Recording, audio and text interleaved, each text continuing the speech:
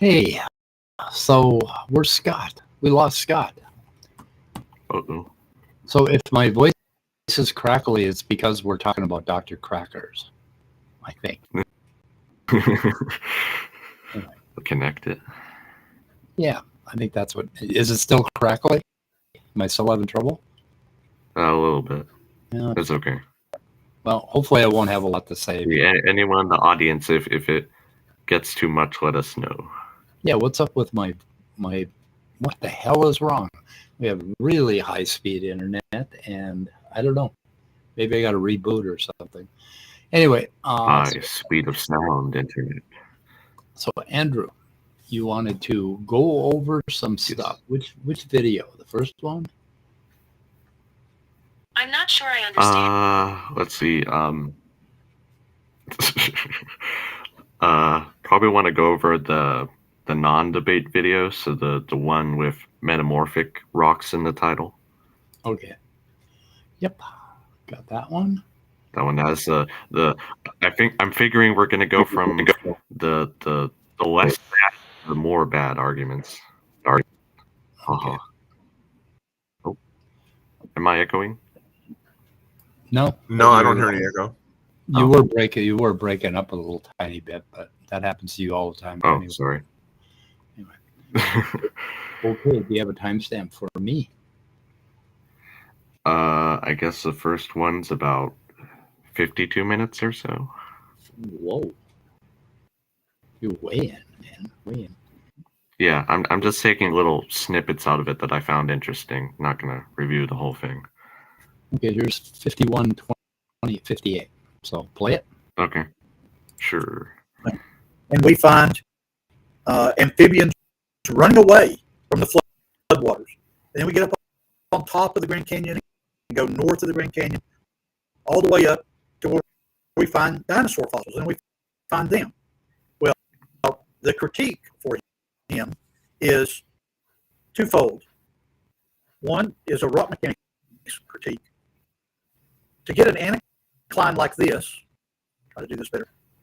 There's an anticline like an arch, and then here is a syncline like a smiley face. To get those, you have to have rocks that are the consistency of Play-Doh. You cannot have something as rigid as my brand new cell phone here. You can't squeeze this on either side and get. Oh, please crack your cell phone for us, please. Anticlines and synclines. But what is worse is this. If you hike the Grand Canyon, which I did from 1983 to 1987, during that period of time, I hiked the canyon 5 times. And I looked at these contacts. So I looked at this as we hiked down, and where it contacts the Coconino, it's a knife edge contact.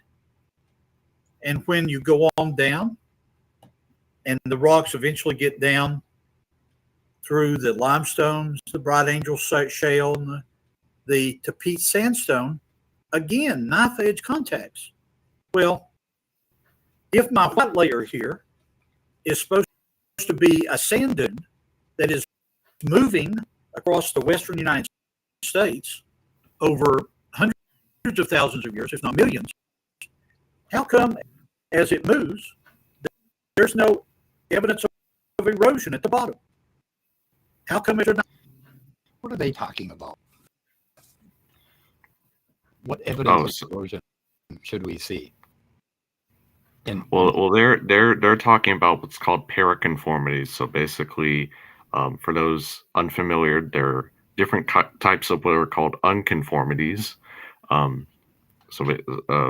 gaps between different layers, pretty much. Yeah, what Top Dog Shattuck says there, pretty much. There's more time between the layers than there are in the layers themselves. And that's pretty much because, of course, sediment isn't constantly being deposited everywhere. It's intermittent, basically. So certain locations at certain times. But anyways, what he's basically arguing, I think, at least with regard to the Coconino sandstone specifically. And then there was another thing he said earlier that I want to touch on that he also says in the other clip I want to play. But basically, the Coconino sandstone in here, according to him, if it was a sand dune moving across the landscape, which again is the conventional geological interpretation of how it was formed and deposited, then yeah, it was a sand dune environment. But what I'm trying to figure out is like, okay,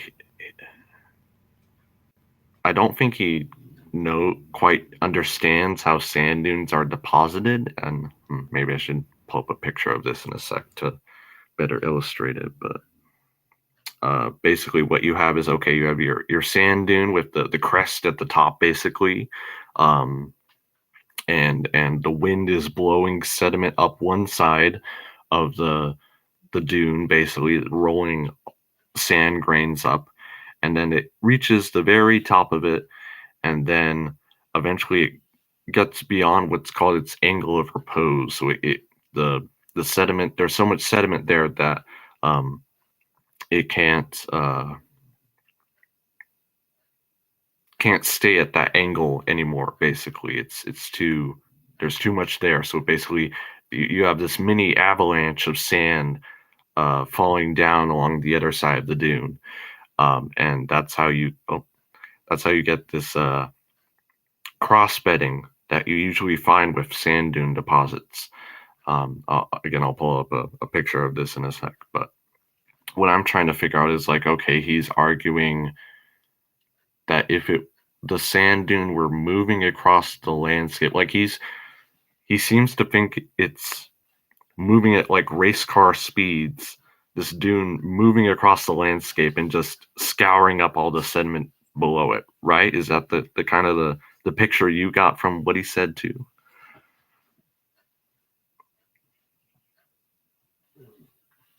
I can't follow what he's saying other than that he thinks rocks can't bend, even though he's supposedly a professor of geology. He doesn't understand right. Yeah, that was the other at all. Yeah. But I don't know what he would expect. Okay, if you have an aeolian deposit and then you have a what is the other one? Hydrological deposit.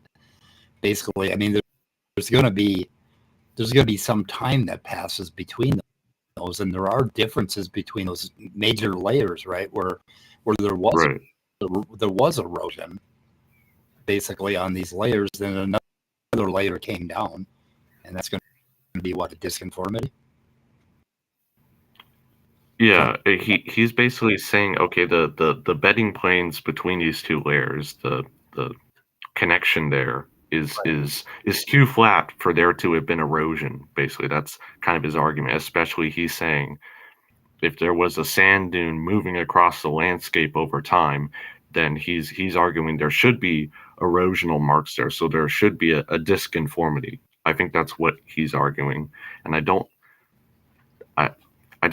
understand why he's arguing that, because that could happen very easily. There could be a flat layer because of erosion, right? And then then if an ocean comes in, it's going to start depositing sediment on top of that flat layer. I mean, the bottom of that ocean is, I don't know why it would have to show. It's pretty flat. So yeah, I don't know what he wants or what he thinks.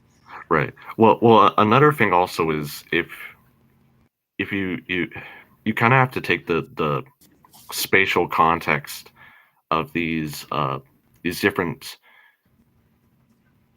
like which layer is deposited over which layer. Kind of, you have to take the whole area basically because at certain locations, yeah, you can find this, what he's calling this knife edge contact between the Coconino Sandstone and the Hermit Shale, I believe, below it in the Grand Canyon. But if you go to other places, you actually find another layer in between the Coconino Sandstone and the Hermit Shale that wasn't present at that other location. So clearly, that layer has been eroded away. So you kind of have to. I don't think, or at least I don't know. I don't think there are any fossils in these two specific layers that you could easily tell, okay, that one is a much different age than that one, but there clearly are signs of erosion, not in the kind you were talking about, like of erosion, not in the kind you were talking about, like of erosion, not in. Whoops, I'm sorry. I think I was echoing there for a second. Sorry. No, it was worse than that. I forgot to mute. And I was trying to test my audio. Oh, okay. Sorry. I'm in a loop-de-loop. Yeah. What was I saying? Yeah. So I don't understand what point he's trying to make here, because like like you said, there are circumstances where these flat paraconformities can form, and there is evidence from other places when you take the whole geological context of the Grand Canyon into perspective, that some of the layers were eroded away because they're there in some places and they're not there in other places. So I don't know. Yeah, the other thing he was talking about or earlier before he talked about that was, like you said, the apparently rocks can't bend. He doesn't possibly. I guess that's kind of a standard creationist trope at this point, though. But Right. like you said, he's a self-proclaimed geologist, right? Like, Yeah. shouldn't he understand the difference between brittle and ductile deformation? Like, all the experiments that have been done about this, that if you apply the pressure gradually enough and at significant pressure, then the rocks will and can bend and fold and do all kinds of stuff. Like, so when I was a kid, and I hope my mic ain't too bad, but when I was a kid, we had glass panes from buildings that were over 100 years old, and they were actually fatter on the bottom than at the top because of deformation right over time. I mean, it was actually like, and it was really significant. So I don't know. Yeah, solids can deform over time if you just give it enough. Now, this is what they always say, oh, you're just putting your faith in time and whatnot. But if you give it enough time and the stress is applied slowly enough over a long enough period of time, then you're going to get significant deformation. Yeah. So Scott, I hope that makes sense to everyone in the audience. Scott, can you? Am I still crackling? You are crackling, sir. Okay. Yeah. Can you share this video? They're linked in the. Yeah, you got the link in the private chat. Yeah, and then I'm going to reboot my computer and see if that clears it up. Okay. No, not in private chat, but it's in the description of the video. Okay, I'll see what I can do. Okay. Meanwhile, Andrew, that whole illustration about rocks being able to bend and conform and shape.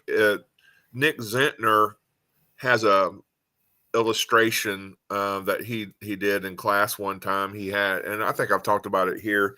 He has these two candy bars of I don't recall the brand or variety. I think it was a local one or a regional brand that they're in Washington State. And he would he put one in his pocket and one he just carried around, and it was a pretty thick. It looked to be like almost a half an inch thick candy bar, and like taffy bar, basically. Yeah. And he just walked around with it, and he compared the two. One of them was the one he didn't put in his pocket was very brittle, and when he put pressure on it, it broke. But the Right. other one, because it had been in his pocket, it was a solid, but some heat and a little pressure, and it just bent and conformed without, giving way, without cracking, without turning to crumbs or whatever Right. Dr. Crackers wants to. Yeah, because he put it in his pocket. Yeah. He's walking around with it. Like your Yeah. pocket's going to get pretty warm Yeah, despite and what you do. So and so of course the things that happen to rocks mostly happen underground, under pressure. right. On Yeah. significantly longer time scales, of course. Yeah, But yeah, yeah, yeah. the same mechanics applies. Yeah, Yeah. exactly. And so that's just the best illustration. If you have trouble thinking that solids, that big solids can bend, well, what happens when you actually put them under Yeah. pressure? I think another good one. I don't know if it's better than that one, but I would say it's almost as good as that one. Would be with something like a silly putty or whatever they call it. But the stuff they use to you basically you put it a big lump of it. And of course it's solid at first, but you smack it real hard with a hammer real fast, and of course it explodes into a million pieces. But if you lay a hammer on top of it and just let the hammer sit there, you don't actually whack it, you just let it sit there, it's going to slowly deform and kind of ooze away from the hammer, basically, under its own gravity. And in fact, if you just leave it there without, then it's still gonna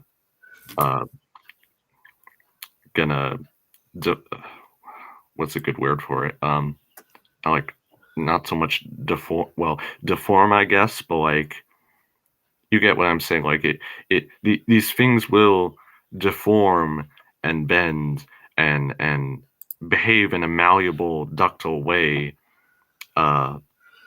even if Yeah. even when they're solid. So Right. Yeah. that seems really counterintuitive, but yeah, this is just how rock mechanics works, and the fact that Yeah. When you Dr. change Crackers doesn't barely understand. Yeah, things, kind of off-putting. the nature of material goods or material things changes when you increase the pressure, increase the temperature, and I'm sure there's some other factors as well, but the chemical makeup or what have you. Yeah. It's just gonna vary. And to say, Yeah. well, these are rocks, and and to like bang two rocks together, these are gonna break. That's just not. That's not proof enough, because they Right. actually have labs where they put things under pressure. Right. Exactly. Yeah, they've done this before. we So now, know this. where were we in the video? Now that I have it up here. Yeah. I just want to say real quick that I think that's a good point, Scott, that kind of to say not just taking the state of matter or the phase or even its chemical makeup, but also the conditions under which it's experiencing. That's also important. So yeah, I like the way you summed that up there. Well, and most mathematical or scientific statements are going to be, given certain conditions, Very given nuanced. Y, given Z, given and so a function is just it has to know all the relevant variables. Yeah. So how many minutes along were we before all of these technical difficulties happened? Just a couple. Your back speed. Oh. 2 minutes, like 2 minutes into it, or am I looking at the right video?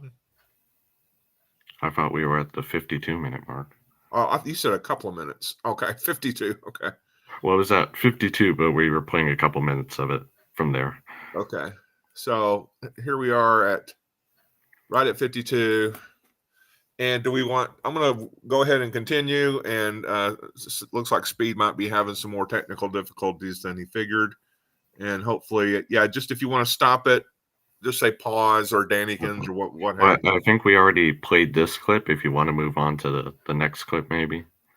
Okay. which that one was actually 57 or You want to so. go to 57? Okay. Yeah. He kind of says a similar thing, but I want to. He of course says it in a different way. So Okay, lest we're at anyone think, 56.33.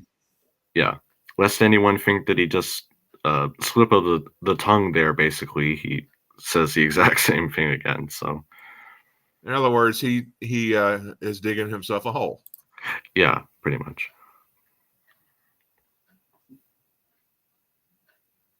I don't hear anything.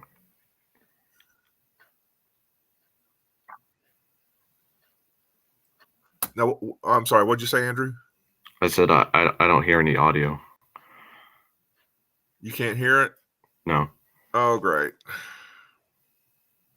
Sorry, everyone. Technical difficulties today.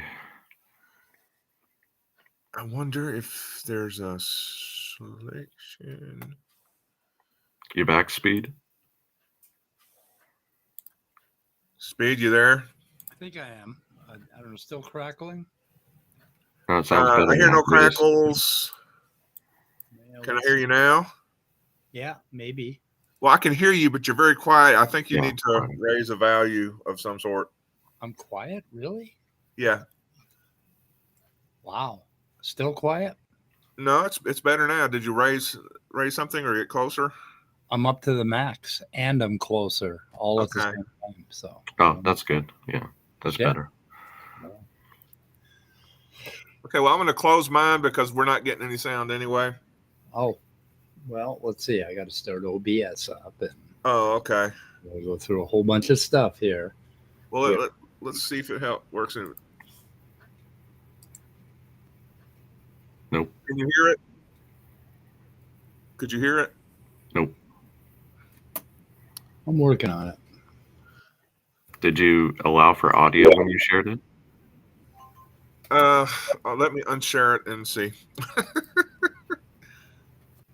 We've been doing this for years.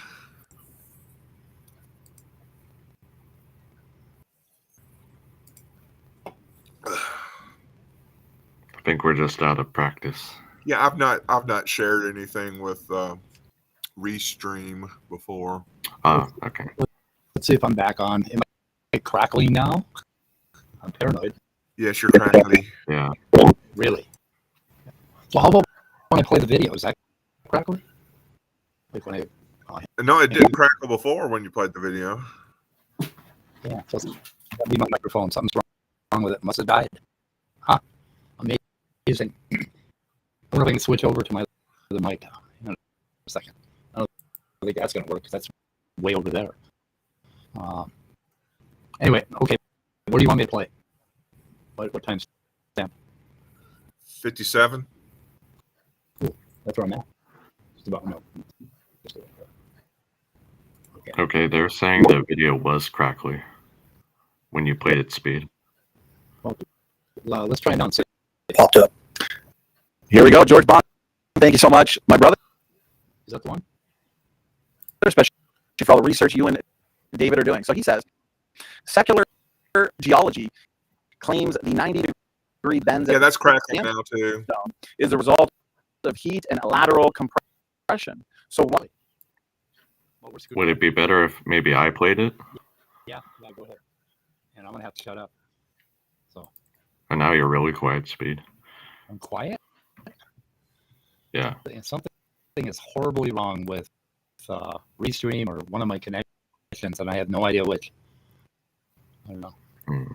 I'll try a phone call later on, Scott, and see if that works. Anyway, I'm going to shut up and let you guys run this, okay? Okay. Can you post the link where you're at right now in the private chat so I can just quickly open it up?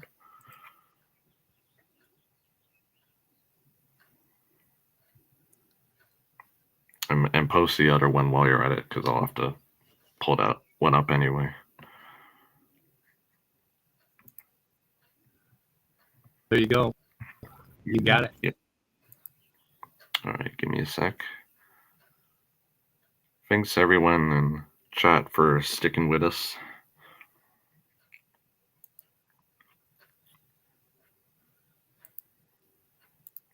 It's It's loading.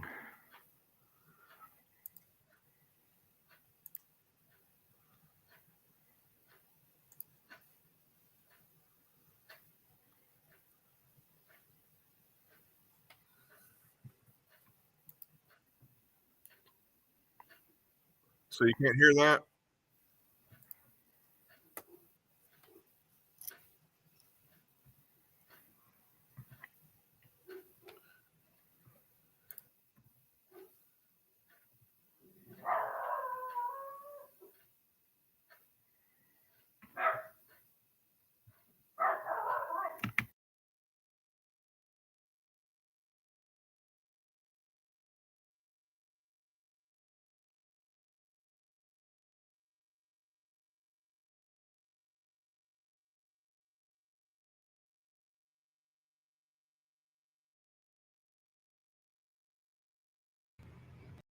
What's happening, guys?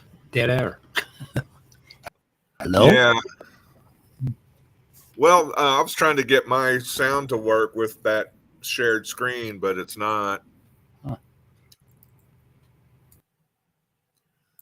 Which saddens me. Sorry, dog was barking in the background. I'm gonna try and play it. Let me know if it sounds okay.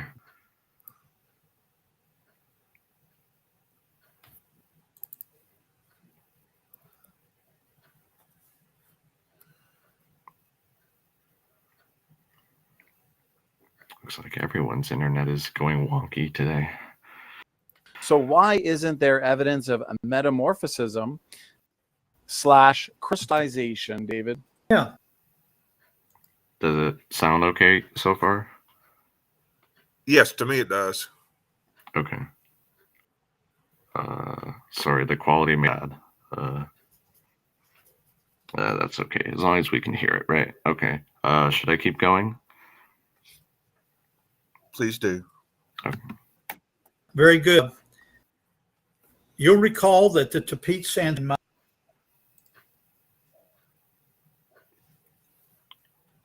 Okay, it stopped.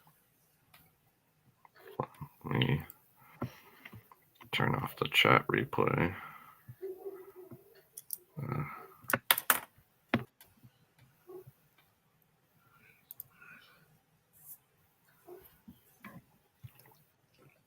Oh, look, we're live.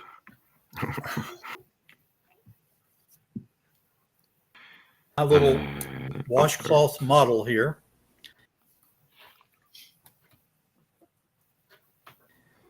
Is the brown layer at the bottom of the Grand Oh, one sec. Wait for it. Canyon? Well, if you take the time that Dr. Steve Austin and me and others have taken, Andrew Snelling, to study the Grand Canyon over years and years, you come to a point along the Colorado River where the Tapete sandstone is bent in a knife like that. The late Dr. John Morris, who died this year, very carefully looked when he was doing his PhD work in geological engineering. He very carefully looked at the rock mechanics, the Young's modulus, the compressive stress of what it would take to bend at a 90-degree angle. And the evolutionary community says, oh, all you need is a bunch of heat and lateral compression. Well, the work of engineers question, like Andrew. George. Pause. Yep. Do geologists really consider themselves evolutionists?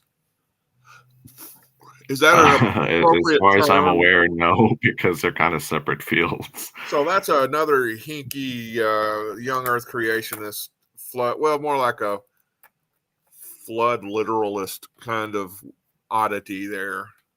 Just wanted to point that out. That just sounds so hinky to hear. It's geology. It's Not biology. geologic formation. And Yeah. to call it evolution, I mean, it's not like little rocks give birth to other little rocks that get really, really Right. big. And Oh man, that would be super weird. that would be an Yeah, interesting discovery. Yes. yeah.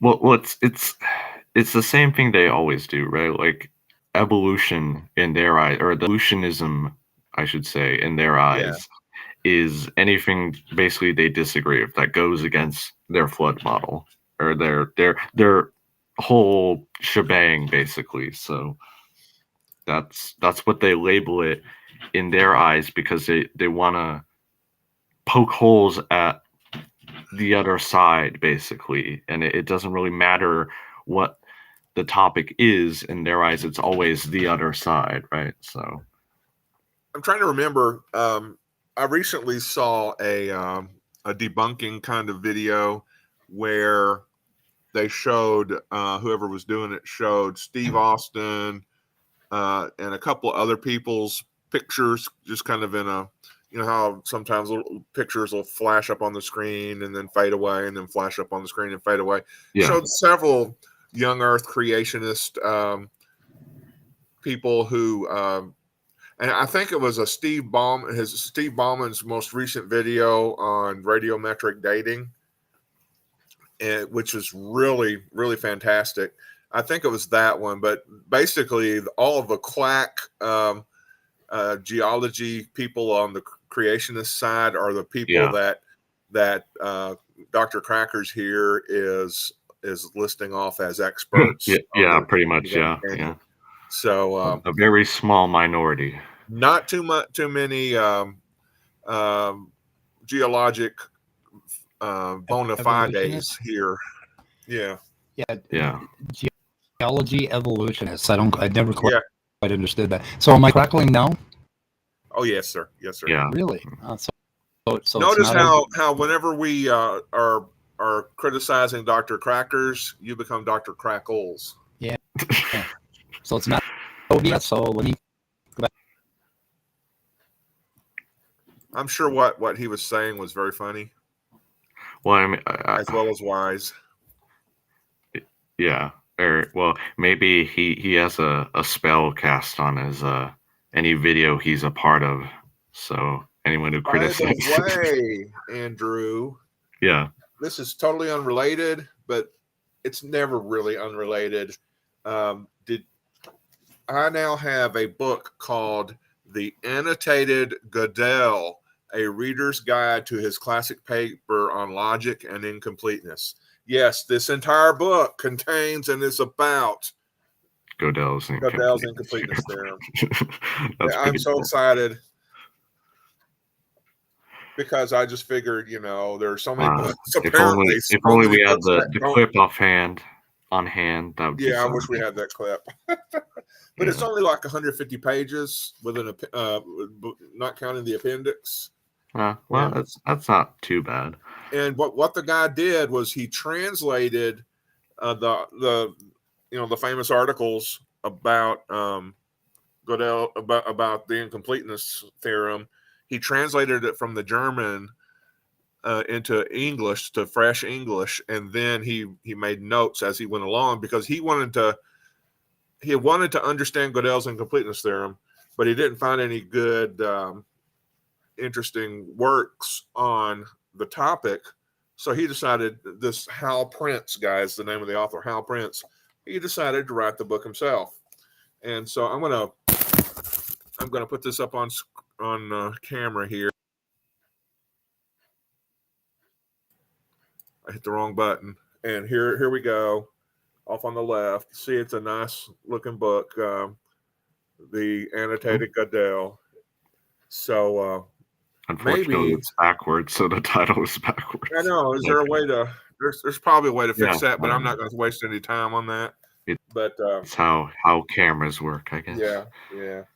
But anyway, and it's not too dense looking, so it looks like it's going to be a good read. Well, cool. I hope you enjoy reading that, Scott. Well, I hope I enjoy reading it too. Plus, hopefully other people will read it now that I put it out there as a source. And you can use this in any kind of your debates with people who want to know about your foundations. How do you found your ultimate truths about reality? Oh, okay. Like Darth Dawkins and those will say, because Right. well, according to Goodell's blah blah blah blah blah blah blah. They actually cite Godel? No. That's how that would be our counter, is that you don't have to. Oh, That okay, I see. systems, informal systems like that, or formal systems like that, will eventually just stop, and you have to refer to the theory or the theorem or whatever, in order to talk about it. So that no foundation needed of your bundles of ultimates and blah blah blah like that. Yeah. Basically, we'll have a way to throw it back in Digital Hammurabi's face whenever he comes up with that. Hey, Scott, while I'm pulling up the other video, do you want to maybe send a link to James, just so we have one more person on deck in case something else happens? Sure. In case he has something else he wants to say? If he's willing to come Am I still- visit us. Am I still crackling? Yes. It's Sure, a little better, but yeah. It's Nice more right read. now. Actually, go ahead and like reach out for your Goodell's book and read the first paragraph of it, so I can make sure that you haven't improved a little. The annotated Goodell. Hey, Okay, so right now it's a background crackle, so it's Really? not. Yeah, I have noise suppression off. So, Oh, but I also have echo cancellation off. So let me go try. Okay, let me put noise suppression back. There are many books about Goodell, and almost all of them talk about Cell Cordova. That's first line of the book. So am I crackling? yes. Yeah, I'm afraid you are, sir. I'm sorry. Okay. Anymore. We should probably try StreamYard again. Yeah, just go back to StreamYard. I concur. But you guys are on your own, so I'm not involved anymore. I'm being Wow, good. we've been abandoned. Yeah.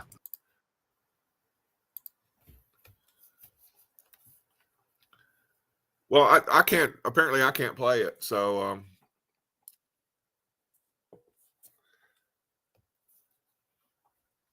can you hear me, Andrew?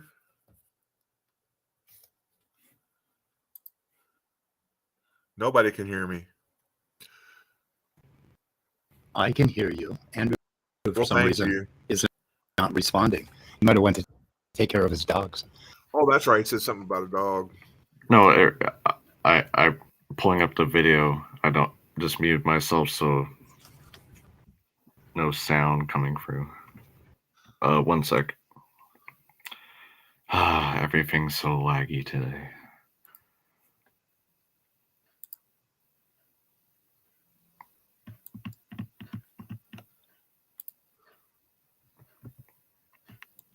Yeah, when you can, please go back to StreamYard speed. I miss StreamYard.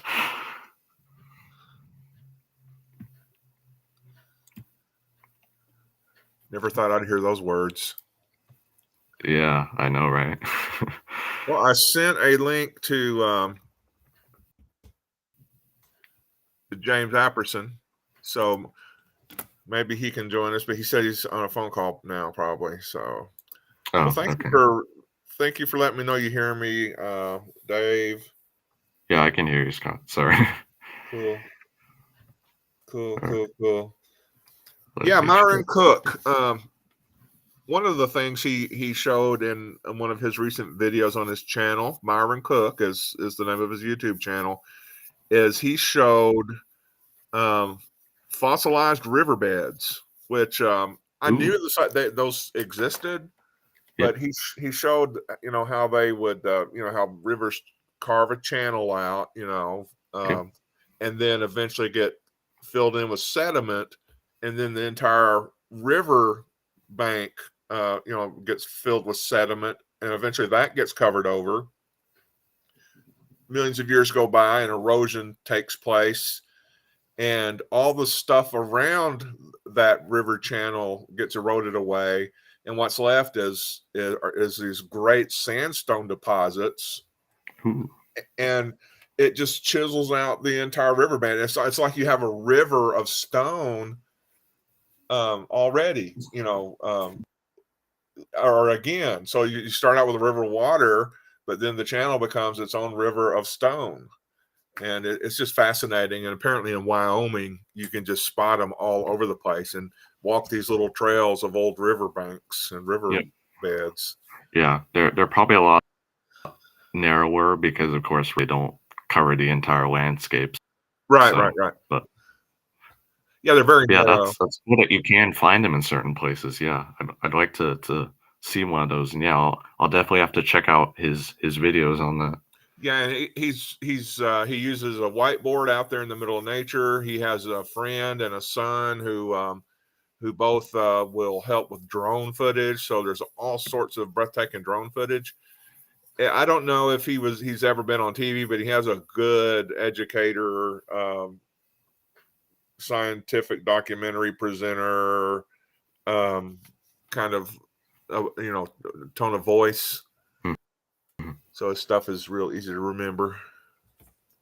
He did a whole thing on the. Are you able to share my screen by any chance? Oh, sure. Yeah. He did a whole thing on the formation and erosion of the Appalachian Mountain system. Oh, okay. Cool. All right. I think I'm just gonna play 2 more clips since everything's going wonky today. So I at least want to do those, and then maybe we can call it a day if no one else shows up. Play that wonky video right there. Yeah. All right.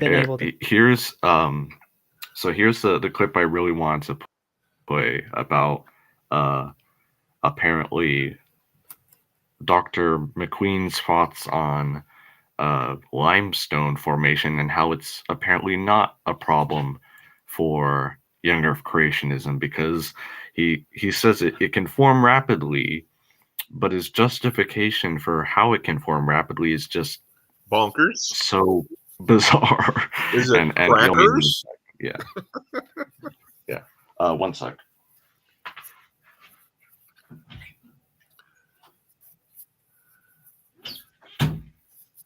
Yeah, I think Joel Duff was talking about this one scientist yesterday on his hematology challenge. Oh, okay. And he says he doesn't understand how some of these guys get their degrees. I don't know if he specifically said it that way. It's just he expressed exasperation at people who just blatantly get stuff wrong or misinterpret papers, just fabulously, You could probably get a degree in criticizing people who do that. Yeah. A degree of criticism. A degree of criticism. And he does suggest that sometimes people are lying, but maybe they're just so deluded by their worldview that they put on delusion glasses or something. Yeah, that's the most charitable way of looking at it. At least for probably most of these people. All right, you ready, Scott? Go ahead. The test. Thank you, Taylor, for the response. David, this time around, it's you get the last word. Go ahead. This would be my challenge to why what Taylor says is not true. Let's take one of his critiques, the idea of the amount of limestone in the fossil record. I argued over the last year that the evolutionary community is ignoring the chemistry around limestone. Recall that. Okay, I just want to say something real quick on that part alone. Like, I don't know, what you've gotten out of this, Scott, but it seems to me that one of the major parts of the argument for why limestone goes against a global flood and a young Earth has everything to do with its chemistry and its Yes. precipitation rate and Yes. all that good stuff. Like, I don't know, this I get that. that part alone took me aback for a second. It generally requires warm, shallow, still seawaters to get limestone, because it's basically made up for a lot of of cases, the carcasses of dead sea animals of the microscopic nature. Right. And so if you have Sorry, fast running water and it's churning and there's all this heat being developed, it's just not gonna be at least the kind of is it calcium? And what's in limestone? It's calcite or aragonite is usually calcium carbonate is the. It's just not going to be compound. It's just not going to be the rich white calcium rich deposit that it needs to be the kind of limestone that we're talking about. Yeah, especially if you got like siloclastic sediments involved, that like mud and sand, that kind of, like you said, churning up in there. It's not going to be not pure limestone, at least. I will note that there are apparently higher energy conditions where limestone can form, such as places where there's a lot of wave activity. One example of that's what's called oolitic limestone, where you have basically sand-sized little spheres of calcium carbonate. I don't know if they're, or I don't remember if they're like, if it's like a thick layer around kind of a central particle, and the waves just roll it back and forth and kind of cement it around that central fragment or whatever it may be. And that's how you get what are called ooids and oolitic limestone.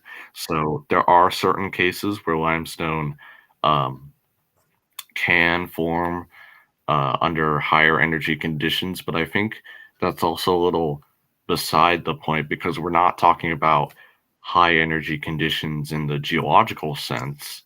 We're talking about extreme plasma inducing heat, raging water, highly acidic flood conditions here. Yeah, what kind of chemical conditions is he claiming a flood's going to be? That's the thing.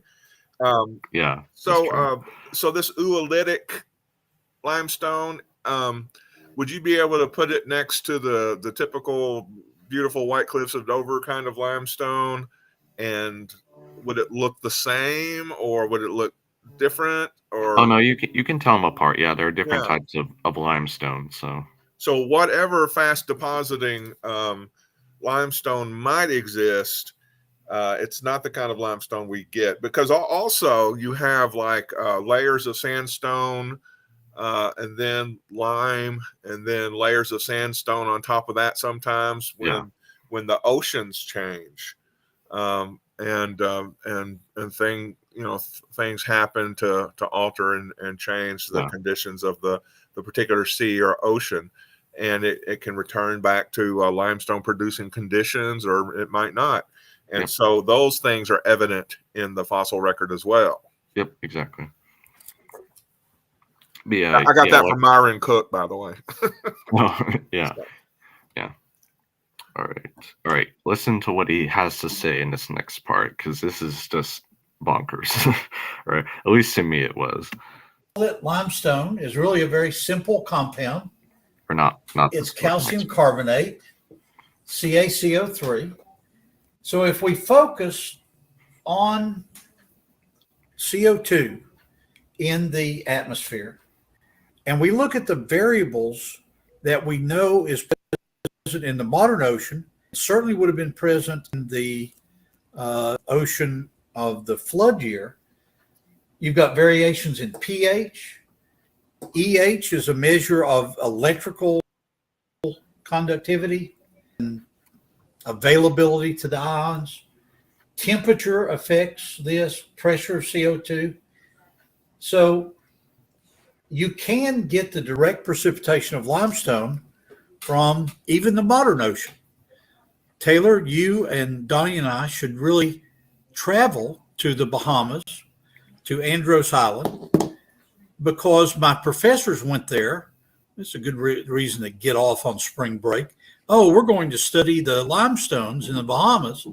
So it turns out if you go to Andros Island, the three of us can walk out in a type of limestone mud that is called micrite, and we can see limestone being formed today. And so there's no question that it could be rapidly formed in the past.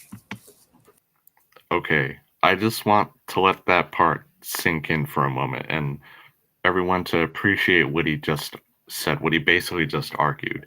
He's saying we can see limestone accumulating today, and conveniently he doesn't mention the specific rate that we see it accumulating today, which is of course very slow.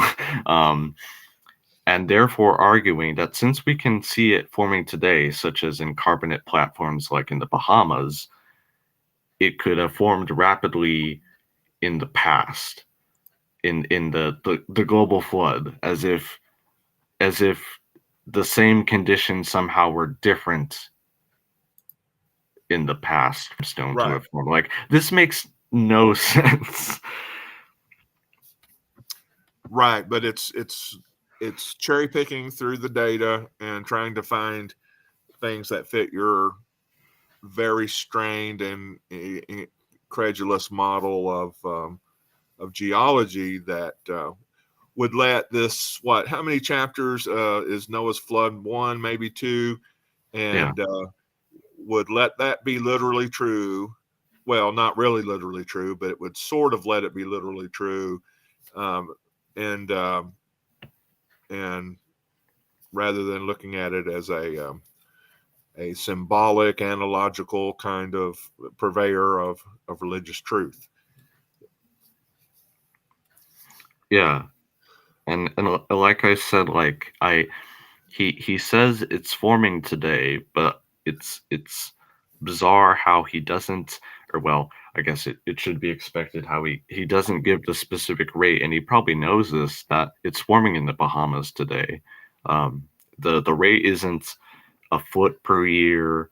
It isn't hundreds of meters every 1,000 years, which is what you would have, or the kind of rate you would need to form it in a single year during the flood. No, it's like a millimeter per 1,000 years, maybe a millimeter per year at most. Yeah. Oh, hey, Grayson. Well, apparently we have a debate to promote here. Grayson from Base Theory will be debating Dr. Crackers, and that will be, I guess, on May 4th. May the 4th, I guess. Yeah. Yeah, May the 4th. On May the 4th day. May the 4th be with you. May the 4th be with you. Jinx. Grayson on Base Theory. Yeah. Do we have Grayson's email, Scott? Maybe we want to I'll just put the link out in the might as well. chat. Doesn't look like James is going to be showing up. He said he was on the phone, right? So, yeah. Oh well. Yeah, that sounds about right, Grayson. It's about an inch or free per year at most, so not terribly fast. Not the kind of conditions you would need under raging floodwaters, for that matter. Yeah, and I'm back. Welcome back. How is it now? I can hear you. What did you do? Change out drivers or? Oh no, there are no drivers on Mac. Mac. We don't do fucking drivers. Anyway, is my sound okay now? Yes, it's Yeah, perfect. it sounds a lot better. Do you know what was wrong? It was fucking FaceTime. Like Oh. Apple's FaceTime telephone thing. For some reason, it was basically beach balling, and it was gone. Oh, hey, Grayson's here. Good. There's Grayson.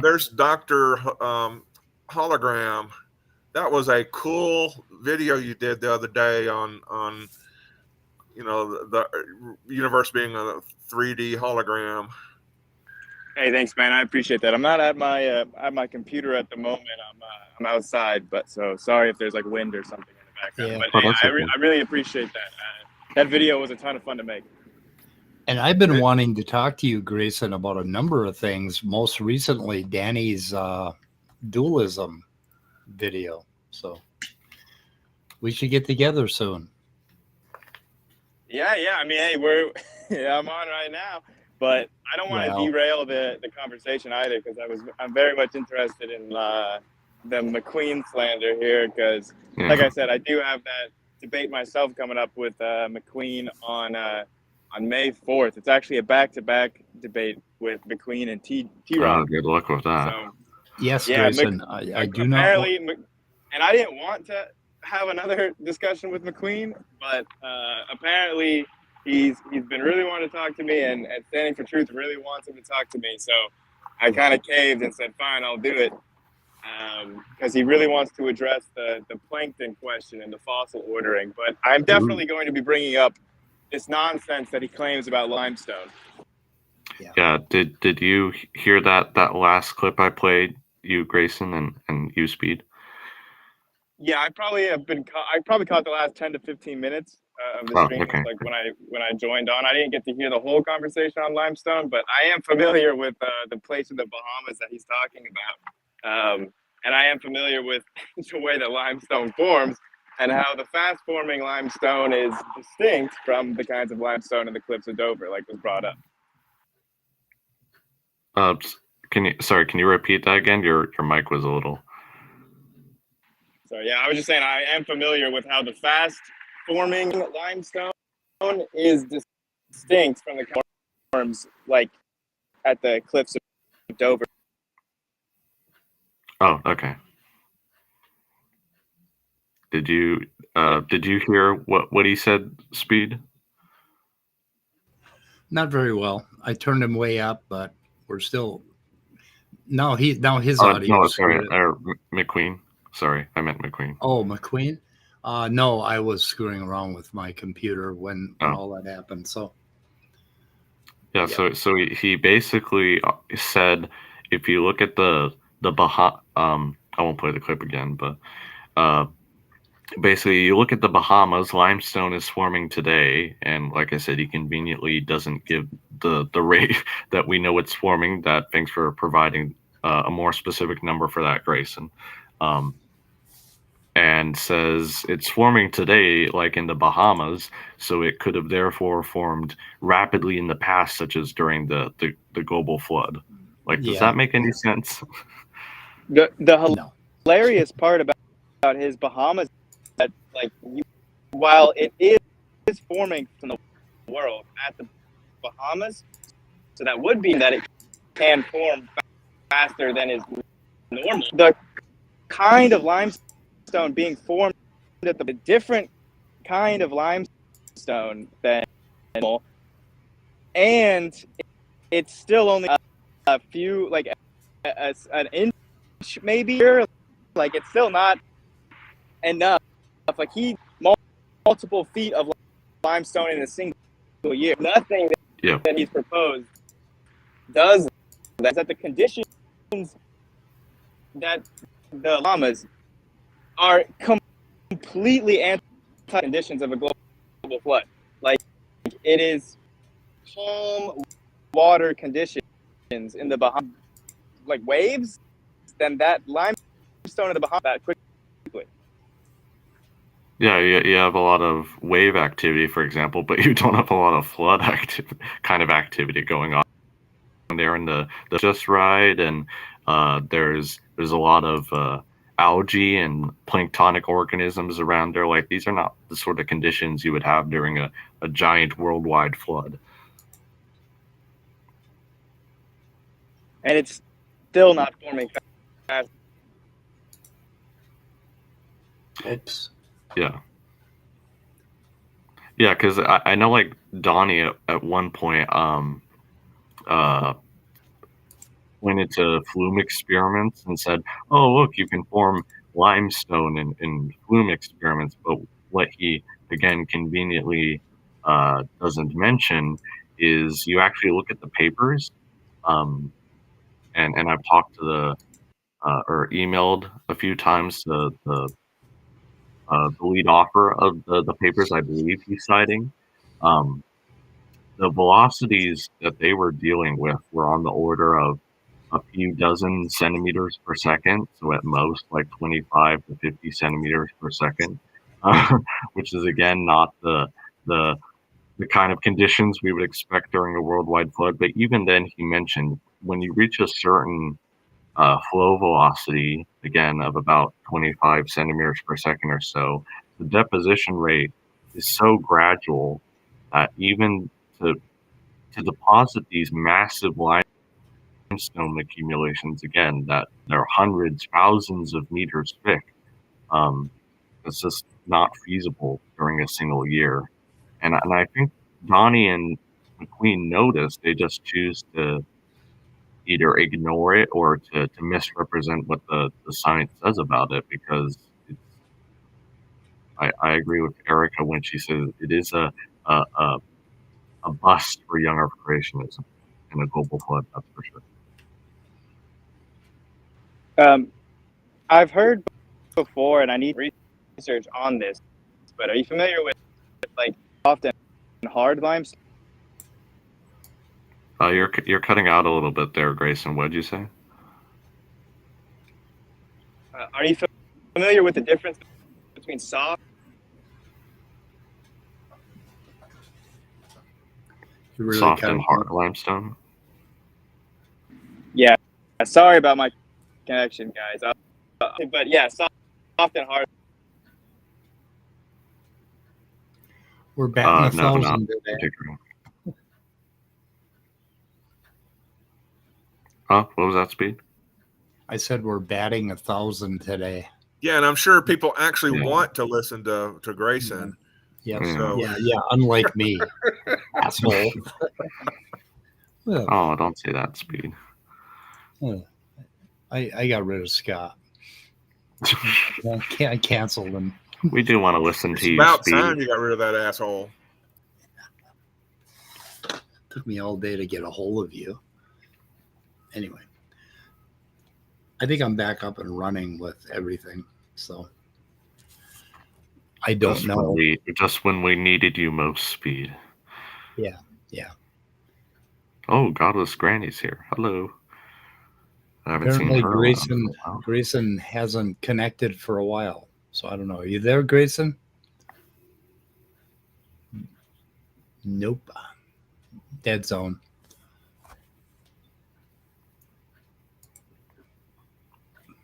Well, I'm just grateful for any time we get with Grayson. He's a busy and in-demand YouTube personage. I appreciate him being here.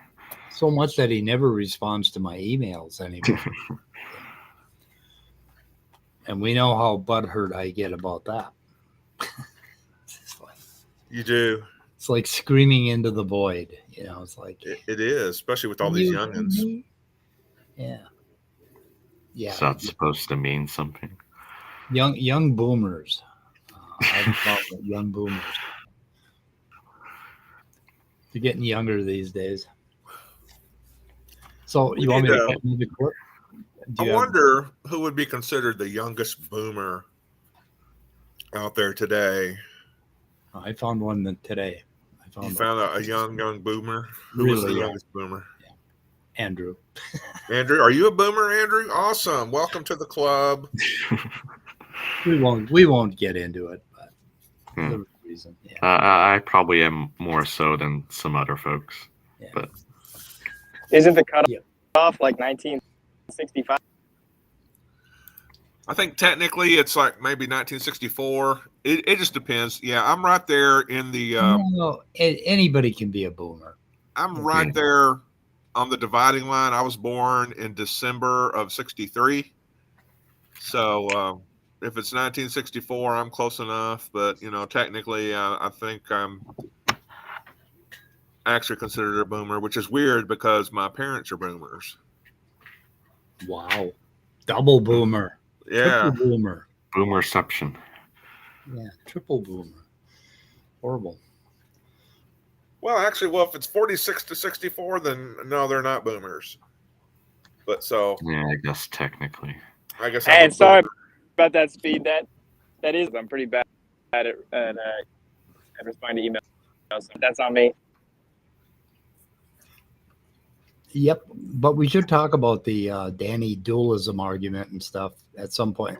So, and I do want to do another stream on my epistemology, which is a little bit weird, but I wanted to unpack some of it, and that related to another stream that you had earlier with JG, I think it was. And then I went and talked to him, and it was pretty similar. And tomorrow who? I will understand. JG, didn't you talk to him?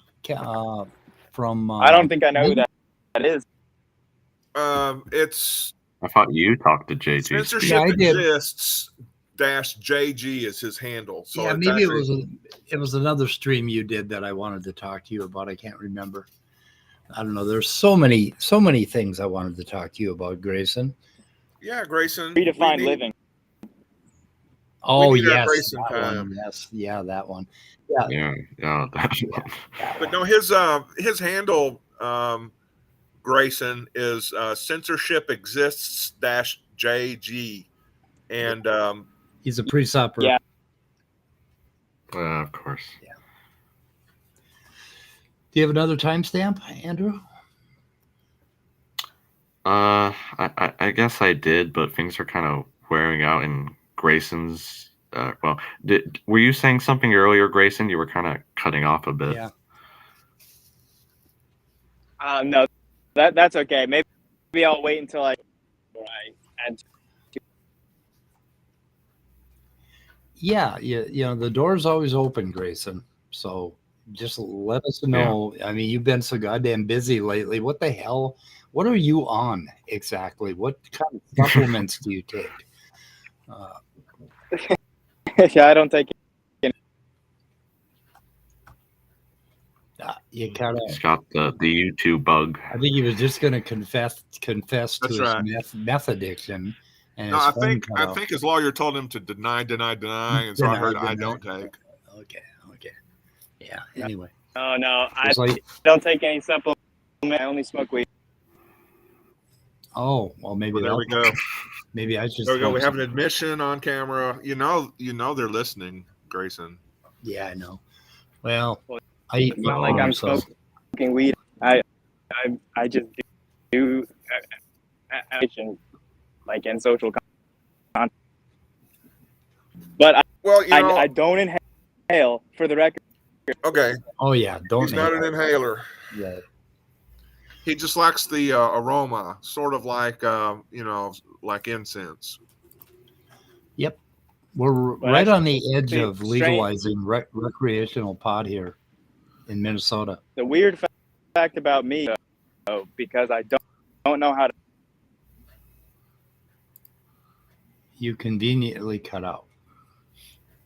I was saying the weird fact about me is that I don't. I smoke. I don't drink, and the reason I can't burp. I don't know how to do it. You're cutting out really bad, but we Yeah. got most of that. Yeah. Enough that you should contact your lawyer. I was saying I don't drink. I've never burped, and I don't know how to do it. Really? Oh. Yep. I don't drink. I don't know why the hell I ever did. Putting alcohol in your brain is like the worst idea ever. I don't understand why anybody would drink that shit. It's just like, it's fucking ethanol, for Christ's sake. It's a solvent. I mean, you put that in your body. It's like, why would anybody do that? Like, just hold your breath for 5 or 10 minutes. You'll get the same effect. You know, makes you giddy. You know, kind of good. Yeah, I don't know. Anyway, oh, should we kill this? We're just not getting anywhere. Yeah, I think so. We've had trouble all day, so I Yeah, I kind of said what I want to say, so just played those clips anyway. yeah. Those The are the big amazing thing, you know, and I was talking to you a bit about this. Dr. Crackers comes up with this. He'll come up with a whole bunch of technical jargon to impress people. Okay. And then he'll get out his towels or his crackers or his clay models, and he'll Yeah. start, you know, trying to explain the real science to people. And the way he does it should be a good way to teach people, but he never quite pulls it off. And then he always like runs to his conclusion where, oh, the scientists are just using rescue devices and they're all wrong. Yeah. And he Because never, that's what his audience wants to hear. right, he never connects the pretty much. dots, but he never connects the actual science to his conclusion in a decisive way. So it's like he's using this shtick as a dramatic device to just convince the believers out there that they should keep on believing what they believe. And the guy is kind of maddening because he doesn't seem to know jack about geology, really, or thermodynamics, or any of the formulas he puts up on the screen. Like when he goes on and he does his calculus bullshit with thermodynamics, he never actually follows through. And Yeah. never ends up making any goddamn sense. And it's just amazing. And I shouldn't do this, but I chalk it up to the possibility that he's an older gentleman and some things aren't wiring together right anymore. I don't know if that's it. Well, how long has he been doing this? This young Earth Since the creationist? 70s. Yeah, so it's not like you know he can appeal to bad wiring for a huge amount of that career of his. So Yeah, but did he used to be better? well, that I don't know. I don't know. I haven't heard his early I stuff. don't want to go look at any old 1970s 30 millimeter or whatever. Wasn't he only ever like basically like, I mean, he was like a to the actual PhD. He worked in a lab at one time, I guess, and I think he was a teacher, and I'm not sure what he taught. Well, wait. That was a creationist lab. That's not like a real lab. What was it really a creationist lab? Oh, I didn't know that. I thought it was. Yeah. Oh, I yeah, mean, it was the guy. to my The knowledge, guy that did the he has radio. no. Credentials. Yeah, he was the guy that did the radioactive halo thing. I think that's the guy that he worked with. I'm not sure, but that goes way back. I think Yes. to the 60s. Yes, it is. Something like that. We worked Yeah. under. Yep. Oh no, we lost him entirely. Anyway, okay, yeah, we can end this. So Let's do I everybody a know. favor and end this now. yeah, because we will try again, and we should get a little more organized and test For the, everything. And for the community. I'm gonna shut down FaceTime every time I go live now because apparently it uses 100% of the CPU and it beach balls, and I don't know what it's doing because nobody is calling me and I'm not calling anybody.